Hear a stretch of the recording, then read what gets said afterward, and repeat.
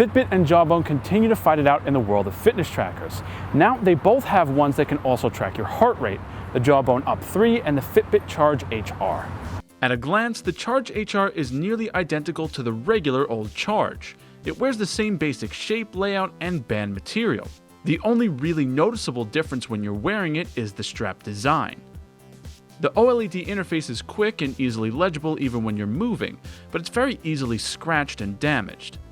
It's still useful to cycle through all of your vital data, including a constant heart rate measurement. The strap that envelops the tracker is a simple watch-like design, and the whole product is a bit chunky compared to the Jawbone. The UP3 is much larger than other Jawbones, but it's still smaller and lighter than the big Fitbit. It's a bit small on large wrists like mine, but its twisted and grooved face is a nice design element. The clasp, on the other hand, not so nice. You have to slide two flat pieces together to lock the UP3 on your wrist, but the threshold is super small and the angle is awkward. It's so annoying to do this. The UP3 tracks heart rate like the Fitbit, but since it doesn't have a screen, you'll have to consult the app to find your heart rate.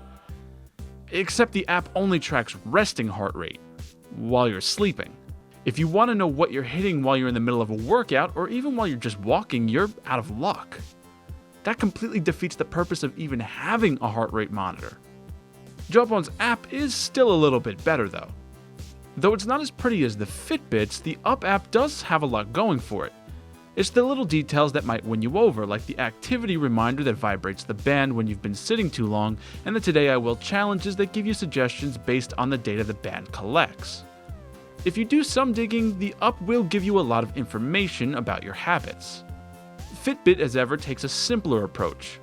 Each day's vital stats are laid out on one page, giving you a quick glance at everything you've done during the day. Instead of focusing on the gritty details, Fitbit aims to give you only the essentials: steps, calories burned, sleep, that kind of thing. You can dive into the details, but the app doesn't really plot things out in such a cohesive manner. But it will show your current and average resting heart rates, something that Jawbone somehow forgot to do. Now the UP3 runs into the same issues as the cheaper Jawbones.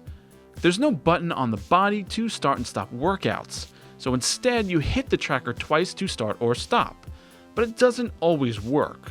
When it does, the Up app allows you to customize the data to reflect exactly the kind of exercise you were doing, including the intensity.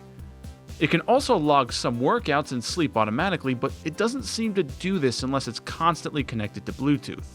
The Charge HR, on the other hand, doesn't seem to have these hangups. It's also easier to use.